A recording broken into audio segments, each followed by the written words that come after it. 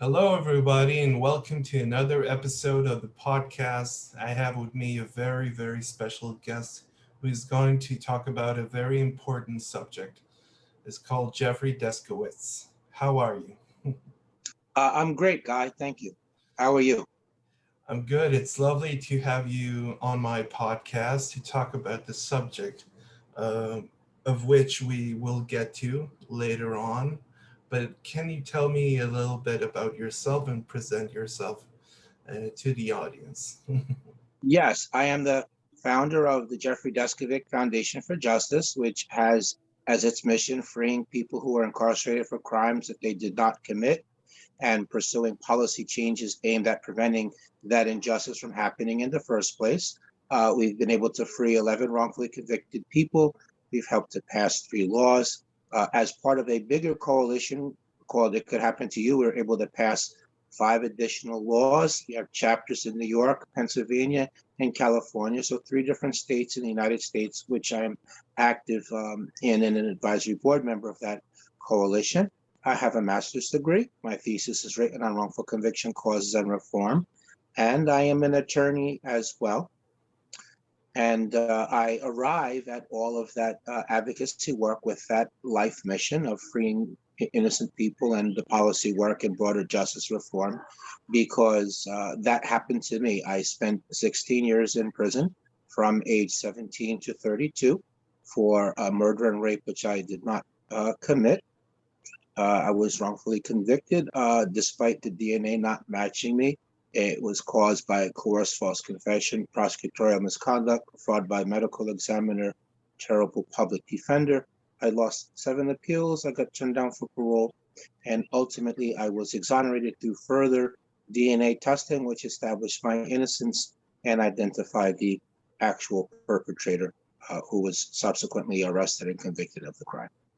Yeah, you have quite a wool, let's say, to weave.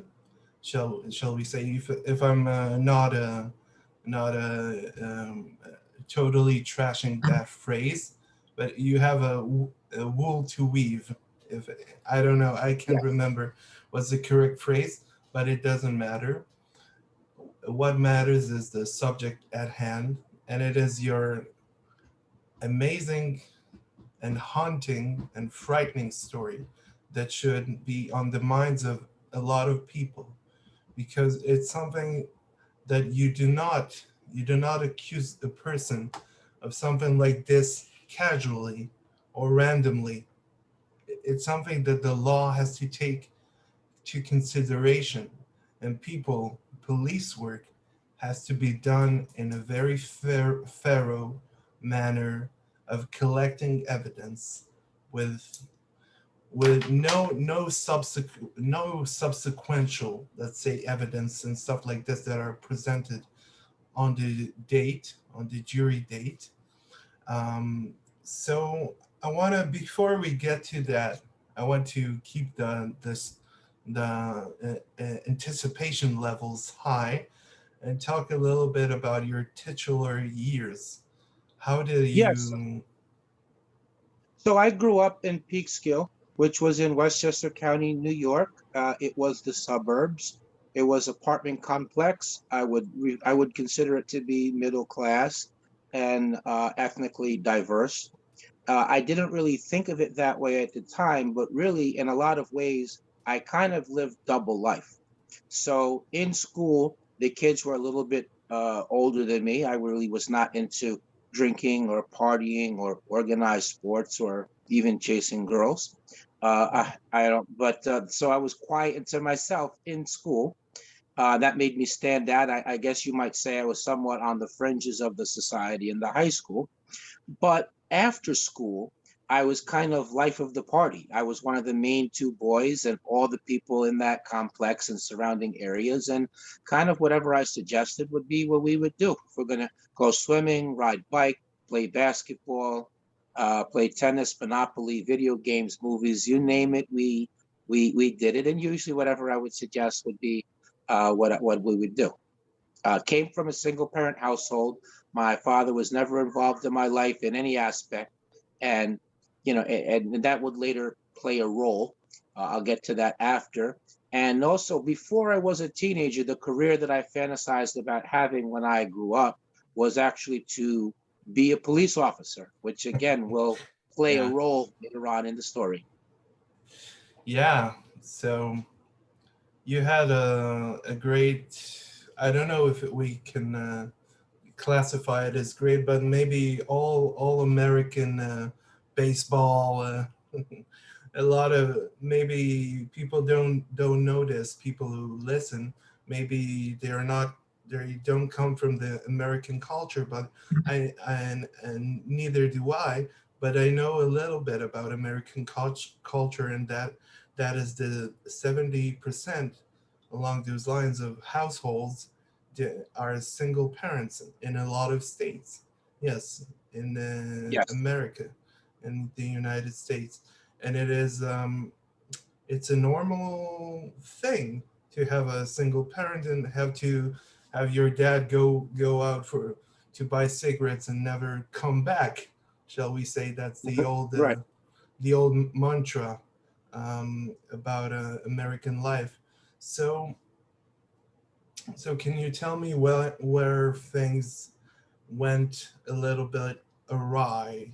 Did you did you get into some kind of trouble where you Yes. did Yeah. you Yes. I know. I understand what you're getting at. Yes.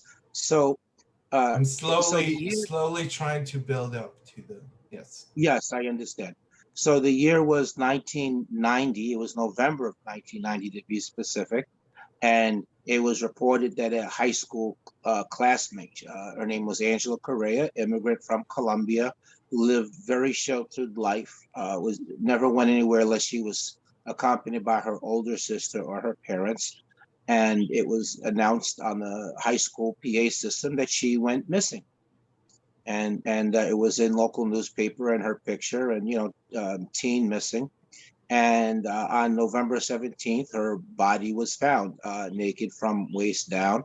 And newspaper had story about that teen found and had a map in the paper. And uh, Murders were very unusual in Peekskill. So this created an atmosphere of fear, rumor, and paranoia. Really, the whole city almost stopped. I mean, parents were driving their kids right to school and picking them up and bringing them straight home. There were town hall meetings regularly held to discuss updates on investigation and to give safety tips. So that was kind of the context. A lot of pressure on the police to solve the crime. At some point, the victim's family went to the Mm. state police and asked them to take over the investigation because they didn't feel like the Peekskill police knew what they were doing or were that experienced. State police did not take over the case, but they did contact the Peekskill police. So that kind of ratcheted up the pressure. I got on the police radar through two ways. Firstly, the police interviewed a lot of students from the high school, and some of them told the police that they might want to talk to me because I was quiet and to myself. I guess the underlying thinking is people who are quiet and to themselves commit heinous crimes. I think that's what the theory was. And another thing was I was a sensitive teenager. This was really my first brush with death, and I had emotional reaction. And the police thought that my emotional reaction, considering that I really had no relationship at all with her. I mean, I knew she was in two of my classes as a freshman, one as a sophomore. I knew her name, she knew mine. That was really extent of it. We were not even really on high by basis. So the police took that as some sort of outward sign Mhm. of my guilt and feeling sorry. Yeah, just a little caveat. I'm sorry to interrupt you. Just to say, this is called the police profiling, and it's something that is considered highly illegal and not admissible in court in a lot of senses. Yes. Right. It's definitely not admissible in court. Yeah, I want to, speaking of profiles, they actually got psychological profile from the New York Police Department, which explained, which purported to explain the psychological characteristics of the actual perpetrator. And I had the misfortune of matching that. Mm. So you might say it was reinforcing factor. Mm, mhm. So for about 6 weeks, the police played this cat and mouse game with me. Half the time they would talk to me like I was a suspect, and then when they would push too hard and I would become frightened and I'd want to get away from them, they would switch it up. And Jeff is this junior detective helper theme was what they utilized. And because I was only 16 and because I had wanted to be a cop when I grew up, in the career I fantasized about before as a teenage year, I fell into their trap. Kids won't talk freely around us, but they will around you. Stop in from time to time. They would ask me opinion questions and congratulate me that my opinion was correct. They did everything to make me feel like I'm on the team. Mm. And then also they used the good cop, bad cop Yeah, they method where, probably buy you hamburger meals and stuff like this yeah, and they would buy give you, pizza and yeah, give me sodas yeah. and talk. Let's buy a pizza and talk about the case. And then also they did this good cop bad cop routine, and not only were they buying the food items I mentioned, but also this officer was pretending to be my friend. I began to look up to him as a father figure, considering my father was not involved in my life. So eventually, after about 6 weeks of this, they got me to agree to take a lie detector test. They told me that some new information came into the police file and they wanted to share that with me, and that would allow me to be more helpful. But I would have to first take and pass a polygraph, kind of like maybe an intelligence officer has to pass a polygraph before they get cleared for classified information. Yes. So the next day, I went to instead of going to the high school, I went to police station for the test. My mother and grandmother thought I was in school, so they did not call around looking for me. They drove me from Peekskill, which is in Westchester County, to the town of Brewster in Putnam County. So it Mm, was across county lines, 40 minutes away by car, which meant I couldn't leave anymore. I was totally dependent on the police. No, I had no attorney present. They didn't give me anything to eat the whole time I was there. They gave me brochure which explained how polygraph worked, but then I didn't get it. It was too big words, but I figured, well, what does it matter? I'm here to help the police. Let's just get on with it. mm, The polygraphist was a Putnam County Sheriff's investigator. But he was dressed like civilian. He never mm, identified himself as a police officer. And mhm, even in transporting me across county lines, they put me in the car by myself with the officer pretending to be my mhm. friend with the other two following. So Yeah. from there, they put me in a small room and they gave me countless cups of coffee to get me nervous. Mhm, And mhm, then the polygraphist launched into his third degree tactics. So he raised his voice at me. He invaded my personal space. He kept asking me the same questions over and over again. And each hour passes by, my fear keeps increasing. And as I remember, I was not used to talking to adult males, much less the way that this polygraphist was conducting mhm, himself. And mhm. again, I was 16 years Yeah, old. yeah, And he kept that up for 6.5 to 7 hours. yeah, yeah. Towards the end, he said, "What do you mean you didn't do it? You just told us through the test that you did. We just want you to verbally confirm it." And when Mhm, he said that to me, that really shot my fear through the roof. And then the officer, pretending to be my friend, he came in the room and told me that the other officers are going to harm me, but that he's been holding them off, but he can't do mhm, so any longer. That I had to help myself. Then he said, "Look, just tell them what they want to hear. They'll stop what they're doing. You can go home after that. You're not going to be arrested." Being young, naive, frightened, 16 years old, not thinking about the long term, only concerned with my safety in the moment. yeah. I was in fear of my life. The fact that I didn't know where I was and no one else did either loomed very large in my mind. I was overwhelmed emotionally and psychologically. And then on one hand, he's thrown this possibility of harm in the air, and on the other, he's thrown me this false life preserver. So Mm, I made up a story based upon the information which he had given me in the course of the interrogation. By the time everything was said and done, I collapsed on the floor into a fetal position, crying uncontrollably. yeah. And obviously, I was arrested. I was charged with a murder and rape. Hmm.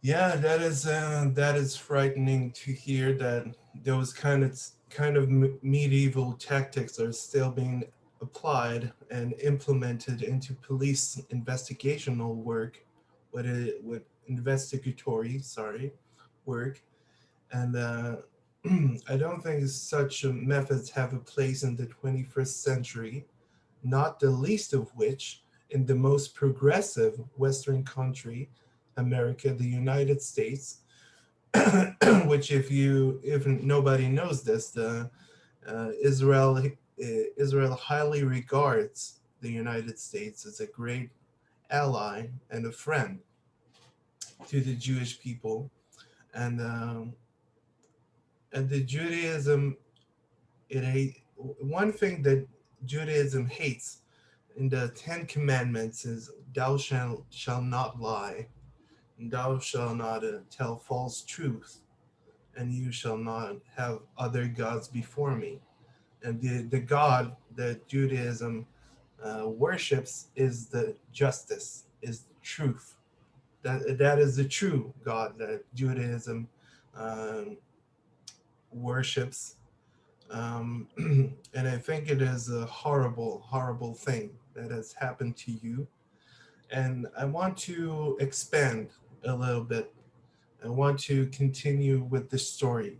So, between the time that you were suspected and were forced under, you were coerced to sign this confession, what is what did you see? What did they tell you?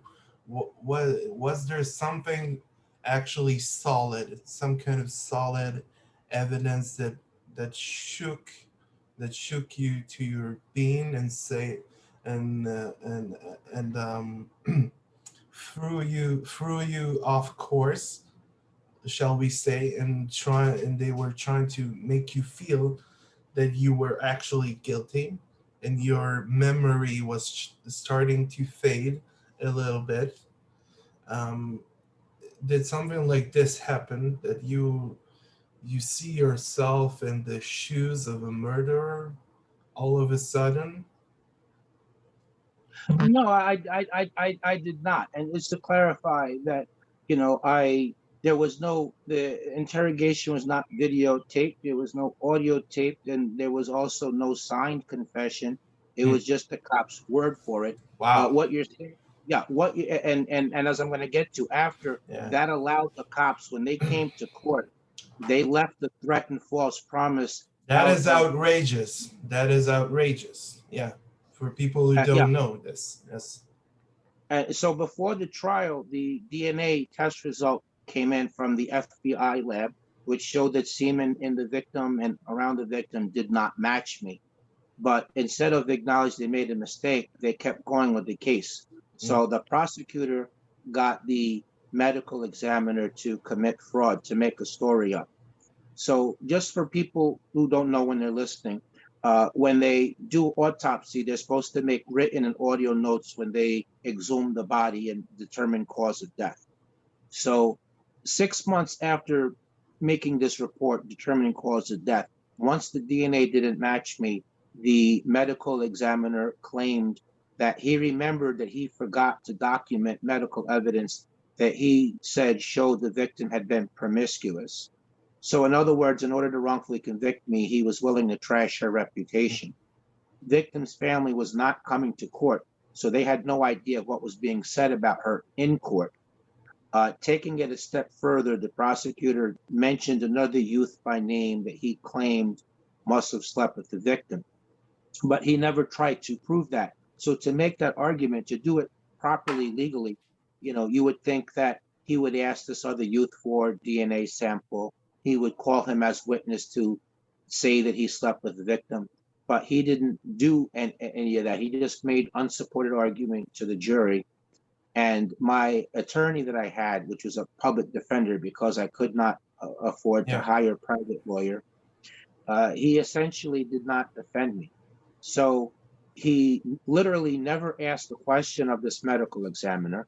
He never explained to the jury the significance of the DNA not matching me.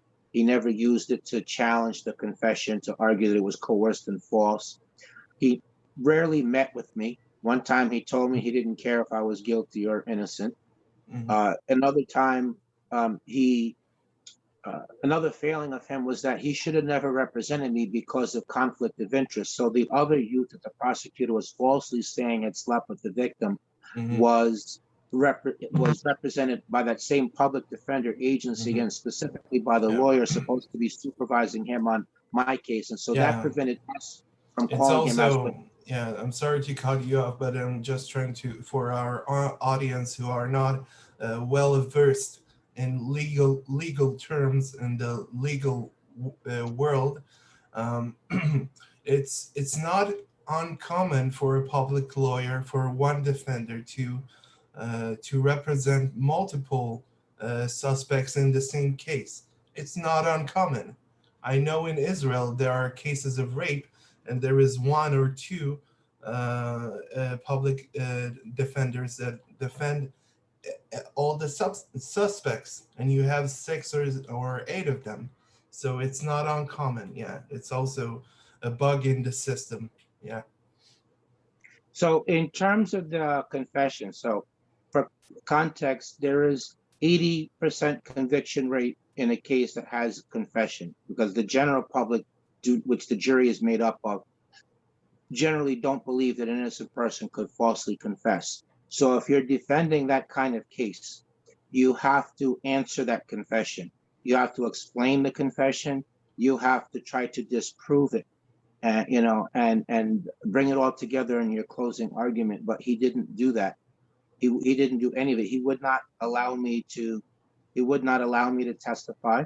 Mm, He did not call my alibi. I was actually playing wiffle ball with one of my mm, friends after school when the crime yeah. happened. So then again, not to go into a lot of legalese, just trying to keep everything simple. But because polygraph results are not reliable, they're not admissible in court. But the judge, despite that, the judge uh, kept allowed the polygraphist several times to keep telling the jury that I failed the polygraph.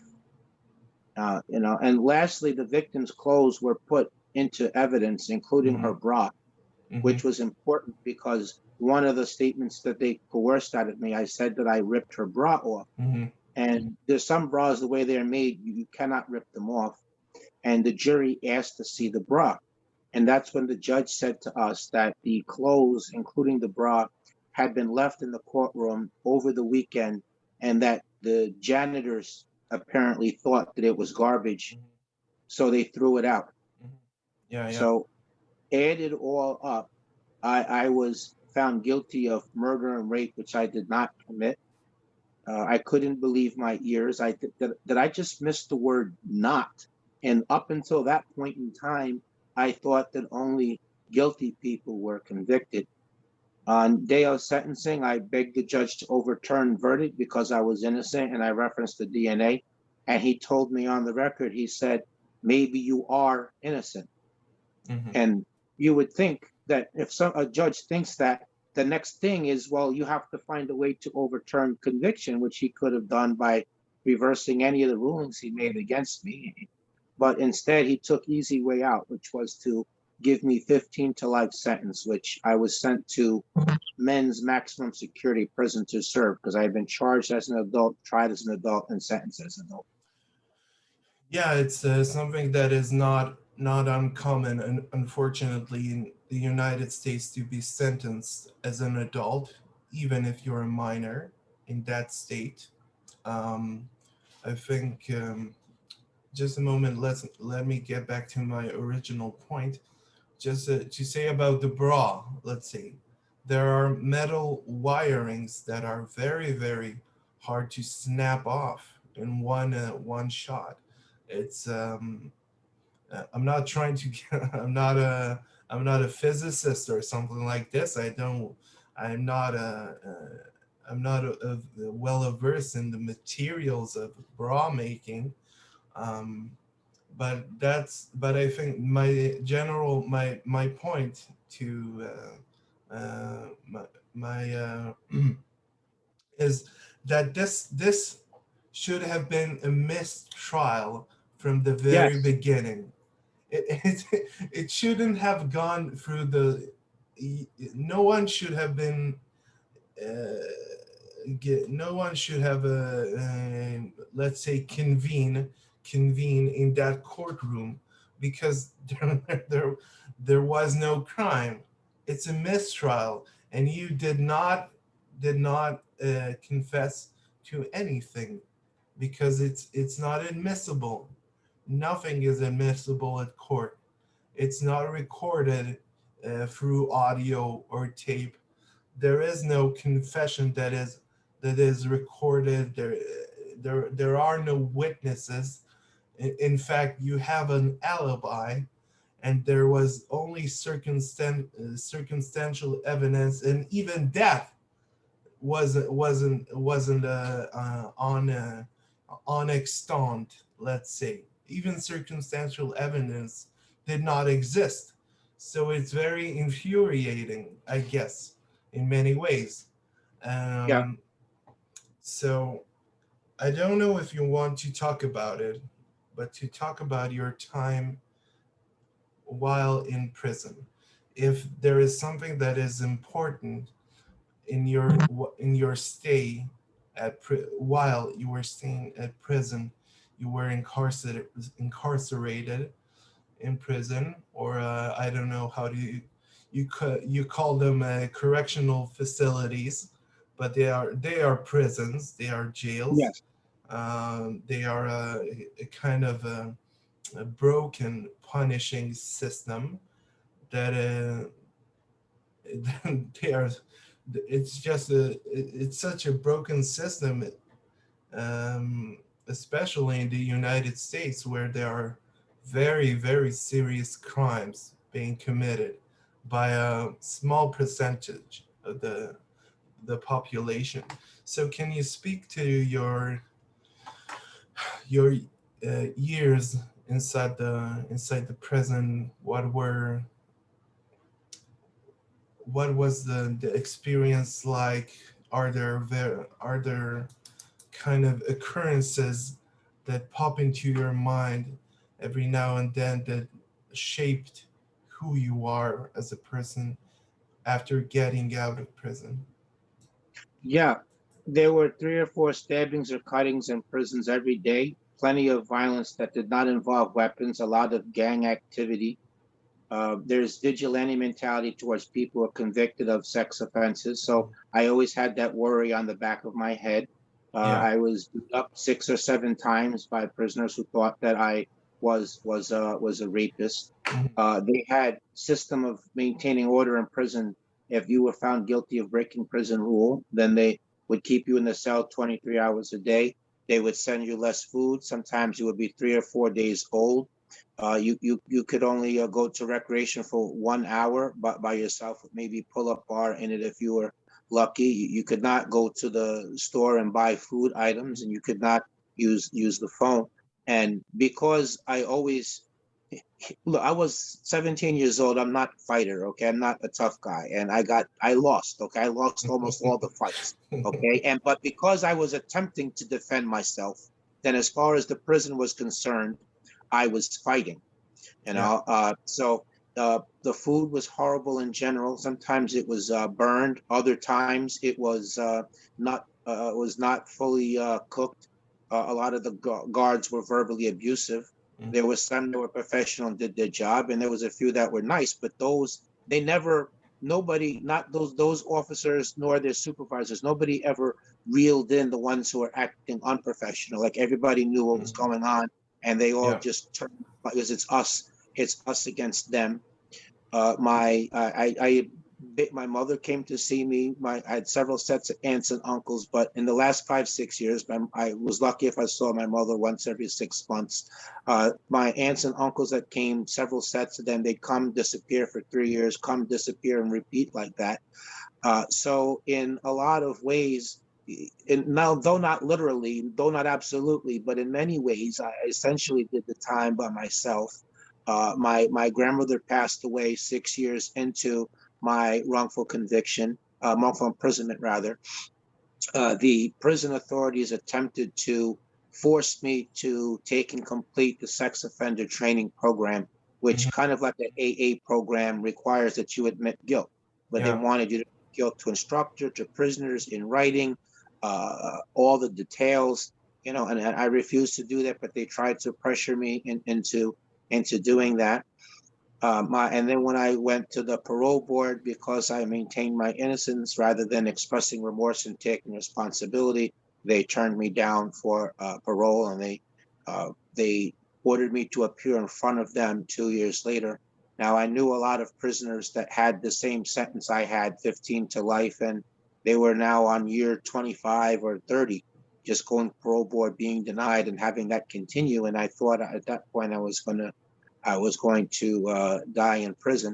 I did take advantage of the limited educational program, so I got GED.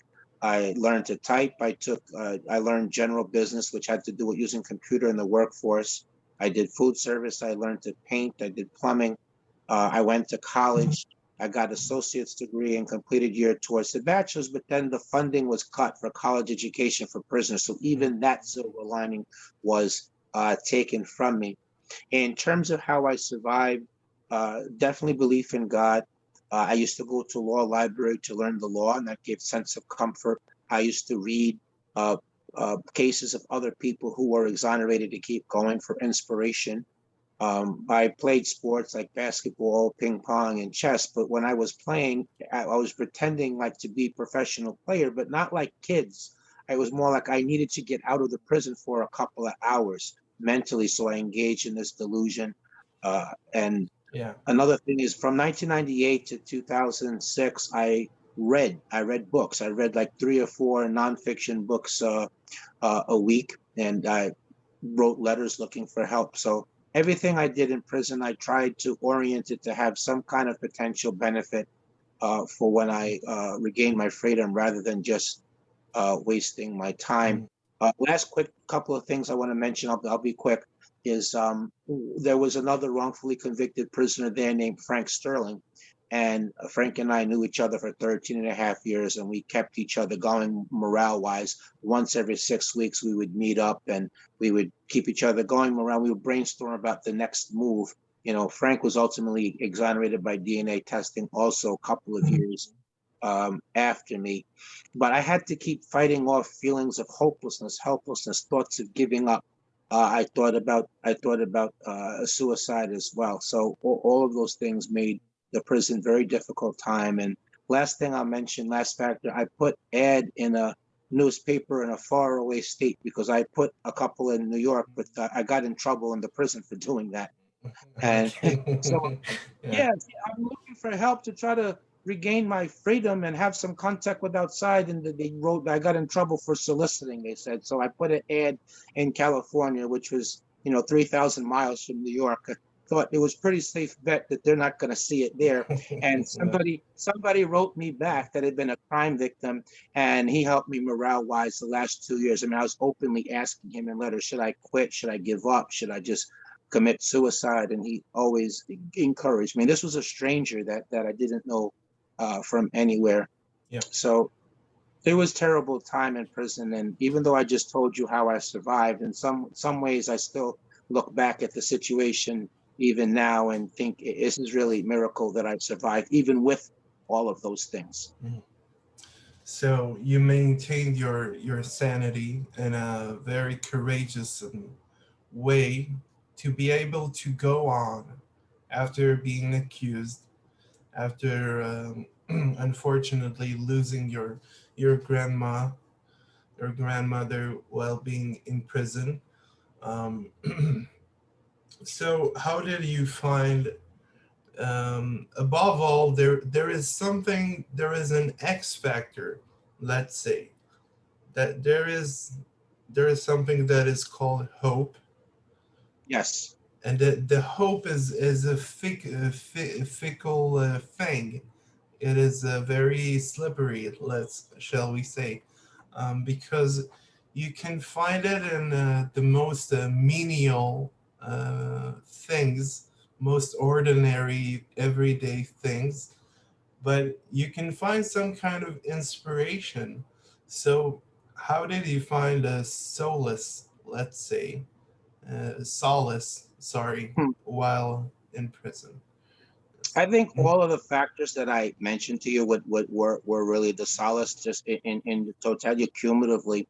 I'll share that, I lose seven appeals along the way. yeah, You know, yeah.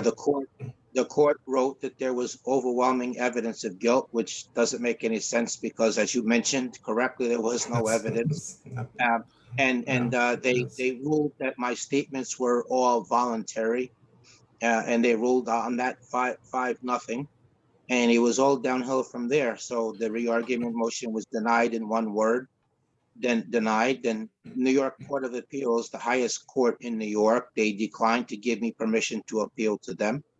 I lose in federal court because the court clerk gave my lawyer wrong information regarding filing procedure. And so being four Hmm, days hmm, late was considered to be more important than my issues. And so I lost because of that. hmm, And then the next three courts, including the Federal Court of Appeals, they upheld that ruling and they denied the re-argument motion. That even one of the judges on that decision was U.S. Supreme Court Justice Sonia Sotomayor, so she upheld that ruling hmm. twice, and then U.S. Supreme Court Yeah. declined to give me permission to appeal to them.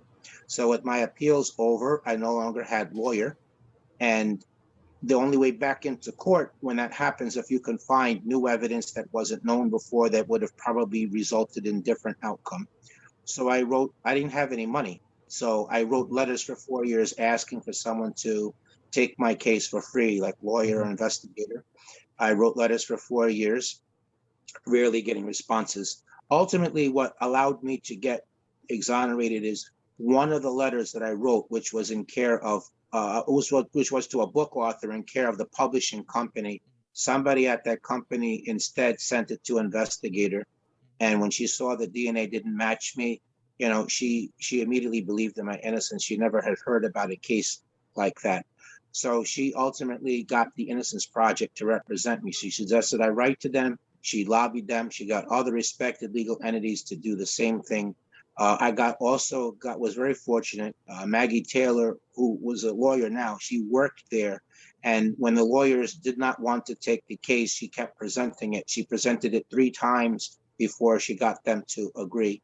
So getting the representation was the first important thing. Second thing was the district attorney, former Westchester district attorney Janine Pirro, who does Mm, commentary on television. She left office. So her successor let me get the testing that Pirro would not. And thirdly, we got lucky that the actual perpetrator's DNA was in the data bank. So when they took it, that didn't match me and put it in there, it matched him.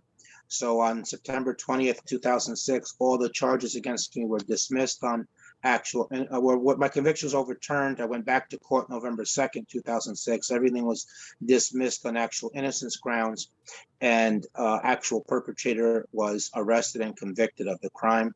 And again, as I mentioned earlier, his DNA was only in the data bank because left free while I was doing time for his crime, he killed second victim 3.5 years later, who was a school teacher and had 2 children. yeah, as as much as I'll admit it, because I like to see the true crime and the serial killers and stuff like this, because I'm interested in how the human psyche works, and a lot of people don't want to get into those kinds of areas of existence that the human mind can reach, because no one wants to think excuse me, no one wants to think that a human being is capable of doing such horrendous, heinous acts against his fellow human. Um, so now we've talked about your childhood and your the investigation that you underwent, and afterwards the false imprisonment in your time in jail, and having your appeal rejected, denied 6 times, um, Seven, yes. seven, excuse me. Um, So now you're trying to make a change in this system after having gone through the ringer, shall we say? Yes. Yeah, let me share a little bit about difficulty in reintegrating, and then I'll come to making a difference if it's okay. Yes, of So course. I was released with nothing. You can seek compensation in most of the states, not all of them. Believe it or not, there are 14 states in the U.S. that do not have compensation. But fortunately for me, New York did have it. But it took me 5 years, and they just released me with nothing, and there was no help in between the point of release and when I got compensated. Uh, so in being released with nothing, I was always passed over for gainful employment because I didn't have job experience and technology was different. I was making money doing speaking engagements and writing articles, weekly columnist, but speaking engagement is not consistent form of income, and the newspaper only wanted one article. So consequently, I lacked stability of housing. At one point, I was a couple of weeks away from homeless shelter. Technology was different. So cell phone, GPS, internet had not been it did not exist at the time I was originally imprisoned. Neighborhoods didn't look the same. The same people didn't live there, and the culture was different. So cumulatively, it felt like I was in a parallel world, a place that did not belong. I had to overcome the psychological after effects of my experience, PTSD, panic, anxiety, feeling of being frozen in time, feeling of processing things slower speed. There was stigma attached to me. I was in prison wrongfully for 16 years. Yes, but I was there for 16 years. So how much of that rubbed off on you? Is it safe to be alone someplace with you? So when it comes to personal relationships, that has proven and did prove to be obstacles. It was awkward experience when I would spend time with members of my extended family because I knew who they were from when I was young, but they had not come to see me or had minimally come to see me, and I was a different person now, and so were they. So that was another challenge. But on the flip side of it, when I was released, I gave a 2.5 hour off the cuff presentation at the press conference. Everything I could always wanted to say, but could never get anyone to Yes. hear me on for 16 years, all came out. And I realized at that moment I could be advocate without necessarily being lawyer. So I began an advocacy career of speaking, writing, doing media interviews, meeting with elected officials. I got scholarship from Mercy College, which also gave me scholarship to, gave me scholarship and let me live on campus. So that was how I avoided homeless shelter. So I finished that year towards the bachelor's. I have master's degree from John Jay College, and I wrote master's thesis on wrongful conviction cause and reform because I felt like the extra credential would assist me in pursuing policy changes. Yeah. After about 5 years, I was compensated, and I wanted to be continue the policy work, public education, but also be able to free people. So I used $1.5 million from what I got, and I started Jeffery Deskovic Foundation for Justice. I want to reach back and help people in similar position, kind of like Jewish saying, if you save one person, you save all of humanity. Entire So world, yes. Yes, so we were able to free 11 people, and we did help pass 3 laws. And in coalition group that I'm part of, it could happen to you, we were able to pass another 5. At some point, it became not enough for me to sit in the front row of the courtroom. I wanted to sit at the defense table, represent some of the clients, make some of the arguments. So I embarked on going to law school, and I became an attorney. I've represented a few people. I've entered a few of our active cases now. I really have been able to position wrongful conviction and justice reform as about accuracy and justice, not anti-cop or anti-prosecutor. Definitely against cops and prosecutors that engage in misconduct and breaking law and not respecting Yeah, constitutional rights. But as of to the course. legitimate people in their professions, no problem with them. But it's not a few bad apples. It's a heck of a lot more than that, or we Yeah. wouldn't have Mhm. 2,805 exonerations documented in National Registry of Exonerations, but it's not everyone either. And I have been able to get buy-in from law enforcement. So for the last 7 years, I have co-taught the ethics class in Police Academy in New Jersey. I served on transition team for the incoming Westchester District Attorney for Mhm. writing memos for how their conviction review unit should function. I served on Peekskill Police Task Force Reform Group, serving with the police chief and the county police officer, retired detective, and we were able to agree on policy changes aimed at preventing wrongful conviction. I've addressed judges. I did some training sessions for law enforcement in the country of Argentina. So I've gotten buy-in from law enforcement that way. And as individual advocate, not as part of my nonprofit, my endorsement's been sought and given in 11 different political races where wrongful conviction and broader justice reform was part of the policy plank of people running for office, including people running for district attorney. So I have obtained that respect as as an advocate with a solid body of work. One of the questions I'm asked often is, am I angry? And my answer to that is no, because I want to enjoy my life as much as I can, and I cannot do that if I'm angry or bitter. Uh, I feel like I lost so much as it is. I mean, remember, from age 17 to 32, so births, deaths, weddings, holidays, rites of passage. I didn't graduate high school. I didn't go to prom. I didn't finish education at more traditional age. I'm not well on the way to a career. I'm not, don't have family. So the loss is tremendous and incalculable. Yes, But why yes. amplify that? Why amplify that by giving rest of my life? And look, if I was to take the low road, it's not like I would be affecting anybody anyway. I would be the only loser in that scenario. So for all those reasons, I'm not angry. I take that energy that I feel and I channel it Mm, into the yes. advocacy work.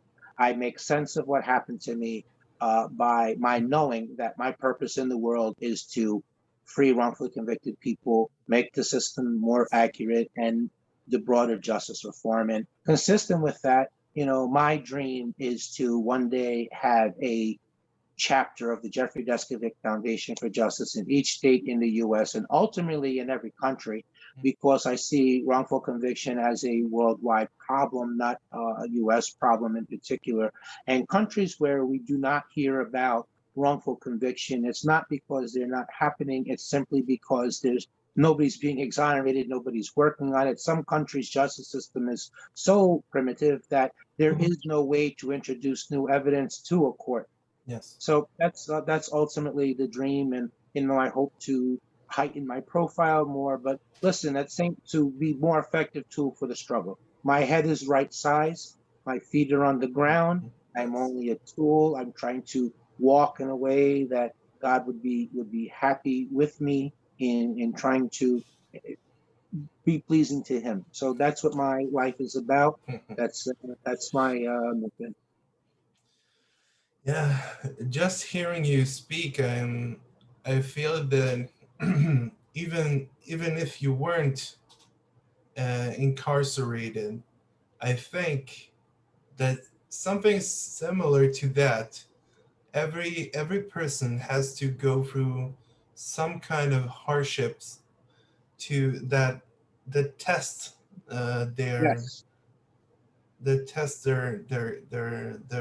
inner soul, that puts them in harm's way, but tries to, the old saying, what doesn't kill you makes you Makes you stronger. stronger, makes you a lot more stronger. And it's very it's very true in your case, as I see it.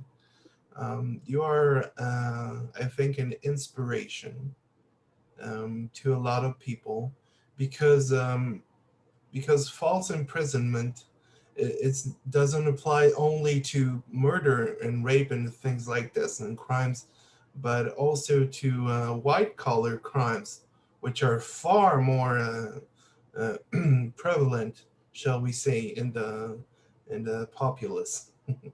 Yes. I agree with you completely. And to build off your point, so if someone's listening, I know that there are themes from my life and from my journey, and those are universal. And that is this: my formula for, or just formula for overcoming adversity. having goal, have a realistic plan, Yeah. uh, be flexible. Remember, the goal's the goal. The plan is not the goal. So if a different door opens for you towards that goal that you did not anticipate, just as long as it's bringing you closer to that goal, continue on. There are no reasons why you can't not do something. There might be reasons why it's more difficult, but there are no reasons why you cannot accomplish. Work really hard and you never give up. When you're ready to give up, say to yourself what I do. Maybe this is the key moment right here. And I was on the verge of a breakthrough, but because I quit, it's not going to happen. So even though I can't continue anymore, I'm going to do it anyway, just to see what happens on the other side. And once you get there and you come out the other side, reach back and help other people in the same position you were in, do some work on the preventative side. If you can do that, then you will make your suffering count for something. It will be healing. It will be cathartic. It will help make the world little bit better. And that applies well beyond incarceration or justice reform. I know that that would apply to, say, somebody homeless or domestic abuse survivor, sexual assault victim, somebody who has debilitating illness, someone who suffered racism, another person who was discriminated against, and anything else you want to apply it to of tremendous magnitude down to the smallest challenge. It's universal. And so I would like people to take that theme from me. And one day, maybe I'll hear about other people doing really meaningful, great things in the world. And I can feel good, that I helped to throw that pebble in the water and it indirectly set somebody else in motion to doing something good in the world.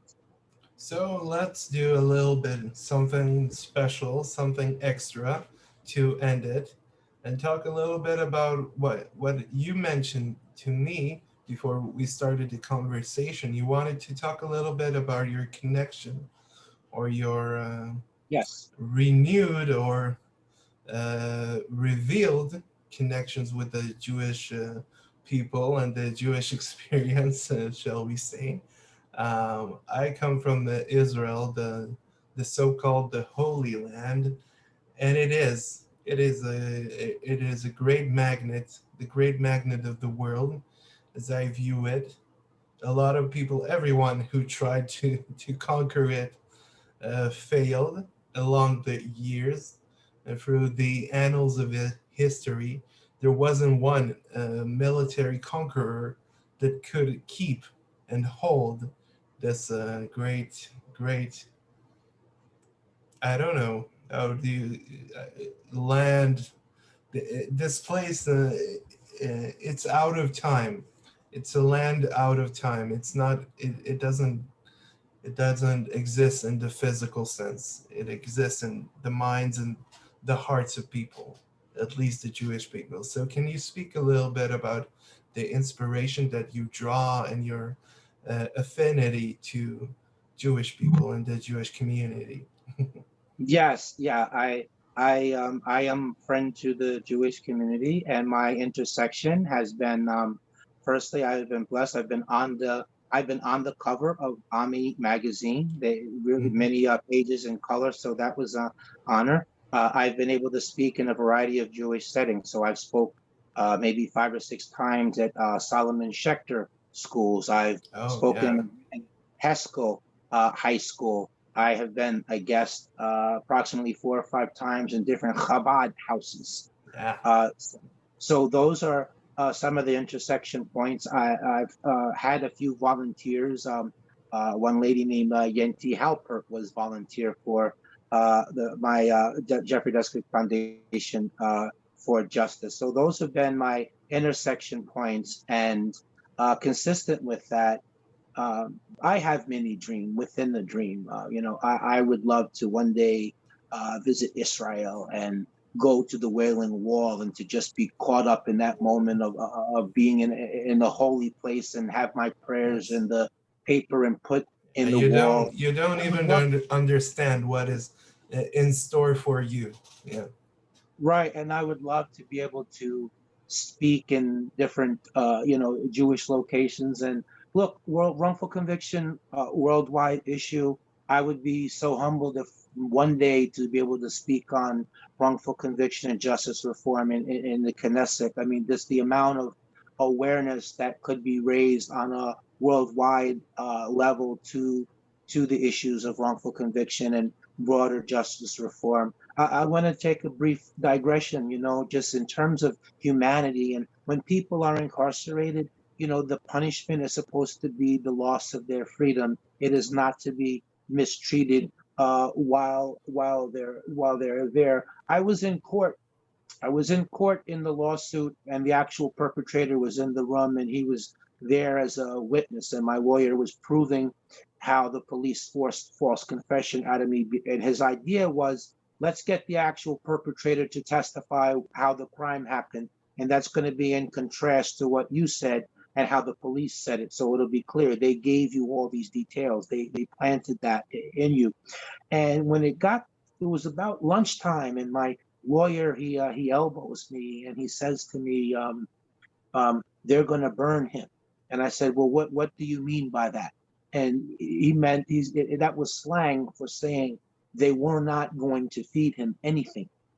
And I said, no, that's not, no. And he said, well, what do you care? He killed two people, and he was content to let you suffer in prison for a crime he did. And I said, I don't care. That's why he's in prison. His punishment is his loss of freedom. But, dehumanization is not an option. He's going to eat. Matter of fact, you're going to make sure he eats. And if you don't, I will. And when he came back in after the lunch break, that was the first question my lawyer asked him. And he confirmed that he ate. So I felt so good about myself that day. And it really wasn't about No. him. It was just in retaining humanity and how we cannot lower ourselves. And too many times in prison systems, it is a devaluing of life. It's no respect by the guards. They don't even try to stop and prevent the prisoner on prisoner violence. Medical care is terrible. Elderly people in prison where they're not able to obtain the medical treatment, the prison can't treat it. And this is even when 10, 20, 30, 40 years already have went by from crimes they committed, different people, and going to parole boards and being denied parole, even if someone can demonstrate rehabilitation, such thing as aging out of crime. And these are all people. Yes, when they're guilty, they do something wrong, they should pay 1,000%. But once they have paid their price and they have been rehabilitated, what's the sense you're going to keep somebody 70 years old in prison or 80, and for something they did when they were much younger person? And I saw prisoners, I saw some people dying by that they were put in compassionate release, which is the prison medical officials determine they are terminally ill. And by the time the system makes a decision, they either passed away or they have 1 or 2 days left. So all those things and lack of Yeah. college education for prisoners, I feel strongly about that. And all those things with the causes of wrongful conviction, outlining them, because those things are inadequately funded public defender and not videotaping interrogations, identification reform, better public defenders. These are things that are across the board and that all lead to wrongful convictions in many countries. And so to be able to get the attention that a Knesset visit would allow and to speak, I mean, that would just be otherworldly. I mean, I would just fall on my knees at that point, and just be caught up in the moment of the holy. But one day maybe it could happen, and would love to be able to do more media interviews with people of Jewish background, shall we say, because I do feel a love and an affinity for the Jewish people. And one of the books that I read that kept me going was Viktor Frankl's book, Yes. The Search for Meaning. Mankind. Yeah. The Search for Yeah, Meaning. Yes. It's a very popular, very well-known book, and everybody who is every snob in academia knows this book, and I'm a chief among them. I'm one of the snobs in academia. I have a bachelor's degree in English literature and art history, and an MA in general history and um, contemporary Jewry, shall we say? Yes. Mm. So it was a troublesome and lovely conversation at the same time with you, Yes, Jeff. And I think we can discuss more in the future if you want about I would love to other do that. Yes, other important social issues. And yes. thank you so much. Thank you so much. Thank you very much. Thank you very much for having me. And I hope that some people that have heard can join me in this mission. And I work 40, 50 hours a week. It's from the heart. I don't get paid anything. So 100% of anything that was raised would go to freeing other people wrongfully convicted. We have 10 active cases now, but we have another seven that are approved but are just waiting. We don't have capacity to move them. And would love to be able to do policy work in more than just three states. So if you're out there, if you're listening, if you're see, that's my biggest challenge is I don't have the network. And so I need third parties who can function as connectors. And I'm very trying, this is who I am, my body of work, here's what we've accomplished, here's where we want to go. So if somebody has some ideas or can help, I would really appreciate that. And that would really, and it's for other people, and it would be a big mitzvah for all the Yes. beneficiaries You of that. So stole thank you. you stole my words. I tried to tell you when you say that everyone has the right to be fed as a human being, to be nourished properly. And I said, you're doing a great mitzvah, even for a person who has committed egregious crimes against his fellow man and against humanity and the community itself. I think that's a great that is I'm I'm lost for the word exactly, but there is a nice word in English that roughly translates into to being able to be elated from to be above the basic animalistic um, primal uh, instincts that we possess as human beings, and that evolution has not extinct from our DNA all those years ago. And I want to thank you so much. And I'm terribly sorry for what you've been through. And because you're a lovely, wonderful person, very rational, very objective in my sense, from what I gathered in talking with you. Mhm. And I want to thank you so much, Jeff. Thank you for reaching out and thank you for sharing your platform. And we'll Um, be in touch in other occasions. Would love to mm, take you up on offer and talk other social issues. But thank you for inconvenience also in terms of you. I know it's very late for you where you are, so oh, I it's fine. It's appreciate fine. that as well. I just want to thank you for agreeing to appear on my podcast and talk about this very, very important hot hot button topic and issue that people are need to be aware of, because you can simply say it will never happen to me, but you don't know that nobody's can be certain 100% sure that it will never happen to them, that they will be coerced to admit things that they were not, um, that are not associated with them and have no connections with them, no connection to them. And you cannot be certain for sure. Life is fickle and flows through time, and there are a lot of things that are going on behind closed doors in the public sector, and you're not aware of that. You have to have the height of hubris to think that you are above accusation and above guilt. And I have to say to people that You are not. I am not. Nobody is above justice. Yes. So I want to Okay, thank you so much, and thank sure. you so much for watching, and we'll see you on the next episode. Bye bye.